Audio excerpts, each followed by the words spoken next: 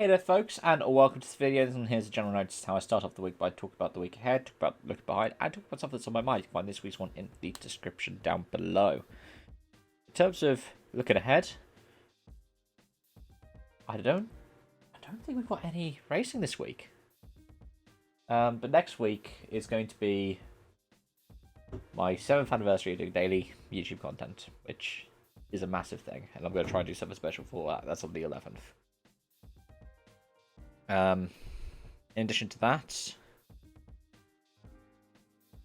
well, through this week I want to try and do some racing content, some more streaming. I've got some streams that I need to do, some streams that I don't have to do, but I'm probably going to. And all in all, have some fun with it all. Especially with the kind of content. It's funny, I was in a stream earlier and it was the ACC one, and Oliver Fletcher, who's technically one of my teammates, but also is just generally a lovely fellow who's subscribed here as well. He's given to me some suggestions before. He's actually given me a kind of suggestion that would be quite cool for me to explore as a video. So yeah, I might go and act on that. But looking back, I'm really happy with how the Ealing video performed actually. Because, I mean, those are the kinds of things that get views in, because it's basically gambling on outrage culture and people being annoyed. But, yeah, lots of people came in to watch that, which was pretty cool. Quite nice to see. And a few people came in to see the race review as well. Also, less and less trolls now trying to get into the comment section, which is quite nice. As you're aware, like, I properly moderate all my comment sections and vet them, so trolls can't get in because my duty is to my subscribers rather than to allow any kind of free speech thing, because at the end of the day, TOS is TOS, and if you guys are doing something that falls afoul of the rules on YouTube, it actually reflects on me as well, that I've allowed the comment to be there. And that could affect things like monetization. If I was ever in such a place, for example. But yeah, what's on my mind? This is an interesting one because I watched this for the first time about 2 months ago now, maybe a month ago. As we know with the world right now, time is a whole different concept. It's pretty abstract. It happened during the Steam Summer Sale. I can remember that when I was playing Forza Horizon 4.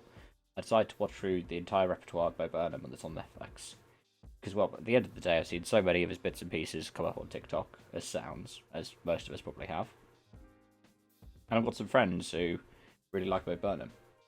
I used to live with a guy whose politics were wildly different to me, and Bo Burnham was his favourite comedian, so it made me a bit concerned that somebody with that kind of politics, that kind of behaviour, would be a fan of him, which is what put me off in the first place. But when I saw so many other people who I genuinely have similar politics to, they're people who don't give off that same kind of vibe, they're like, oh, this is someone who I think is really great. I was like, okay, let's try out Bo Burnham.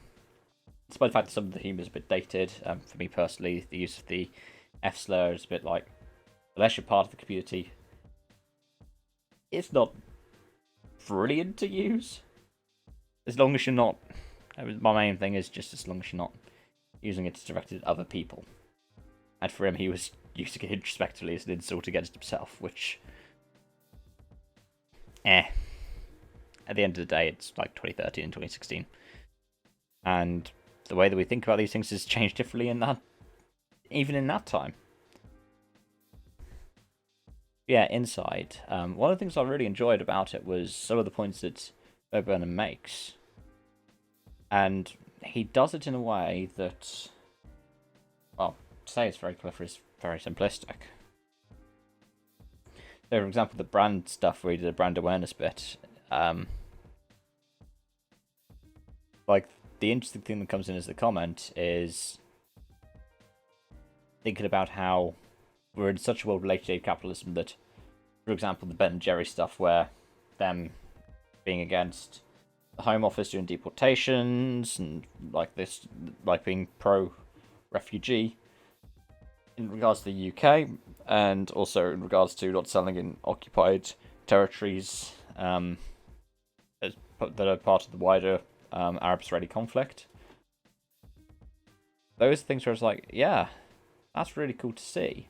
At the same time, it's a bit sad that a lot of this movement now happens because lazy capitalism has gotten to this extent that we have these companies having to do it. Or feeling like they're in a position where they have to. Not necessarily that they feel like they're in a position, but they feel like they can do it, and it's actually better than it's actually doing more than a lot of what activism can do because money speaks.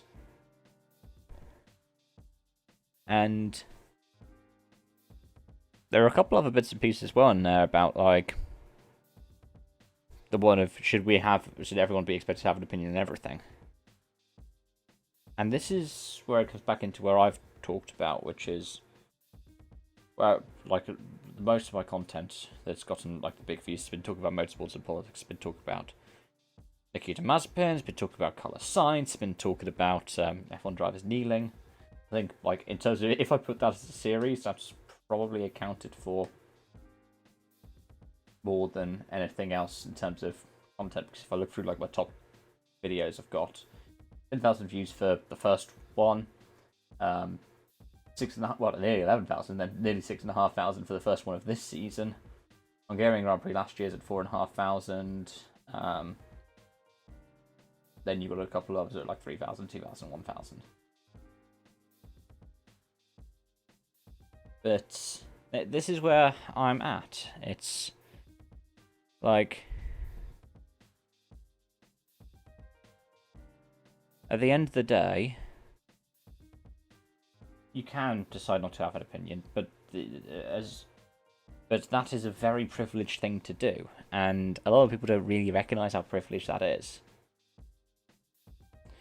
Because for me, it's very little for people to just go to just genuinely believe racism is bad and to say that it's bad, to like donate to any kind of charity, just some kind of charitable work, actual work as well. That is very little, and especially when you're somebody in a position like an F1 driver is, for example.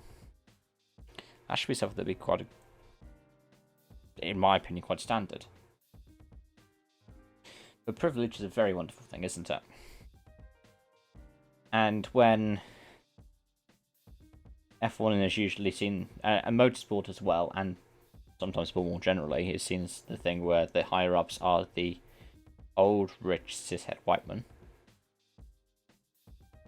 Registered trademark. There's a level of religion that there's a lack of self-awareness in those people who have the privilege. I mean, you see it in F1 with a lot of the drivers. You could argue that privilege isn't something that someone like Max Verstappen necessarily recognises because you don't really feel it. And it's a kind of privilege that some drivers don't have.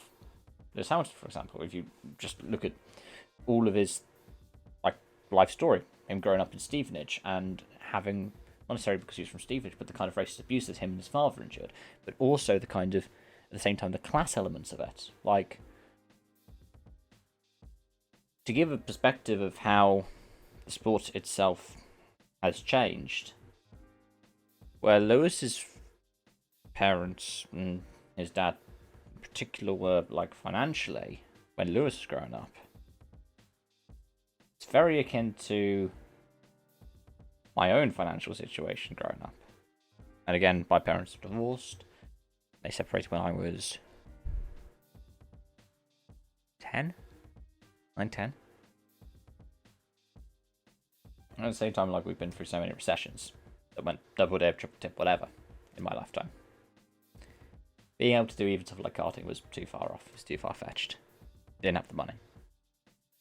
Closest I can get to is through sim racing.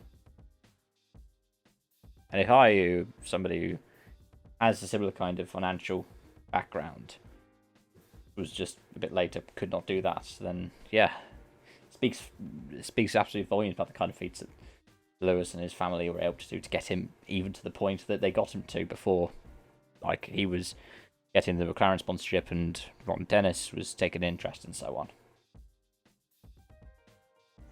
But again, privilege is a wonderful thing, and I want to end this by talking about a personal experience I had last year.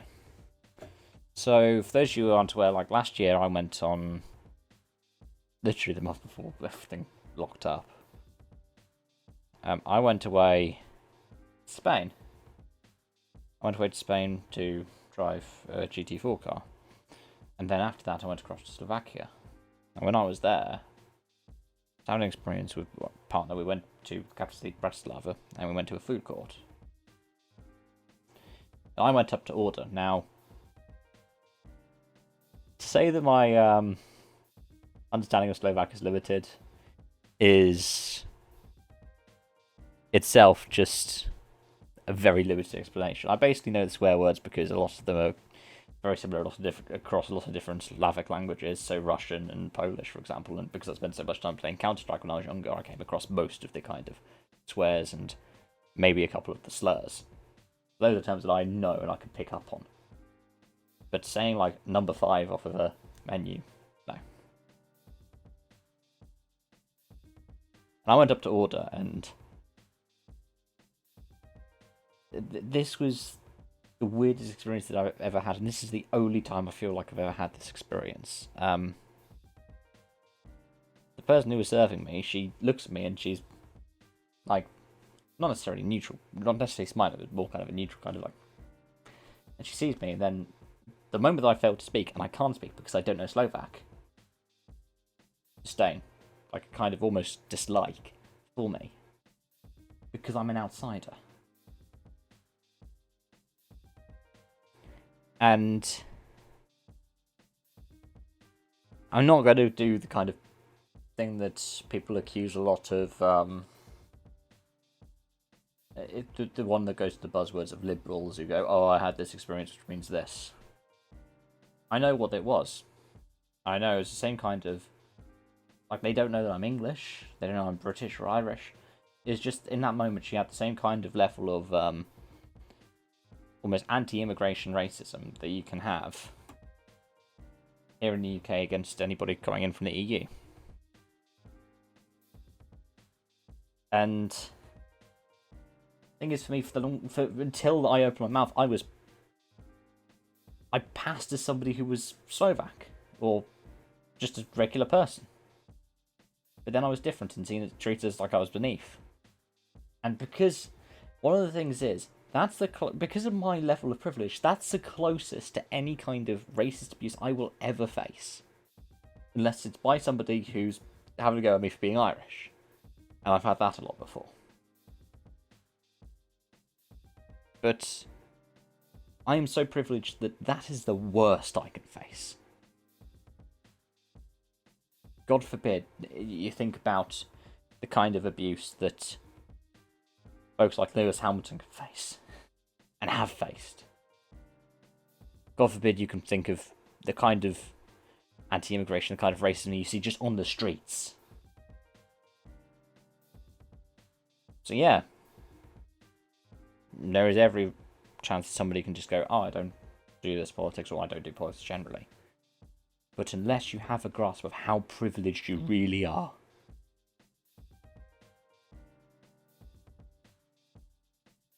at least keep your mind open and go, I don't know this.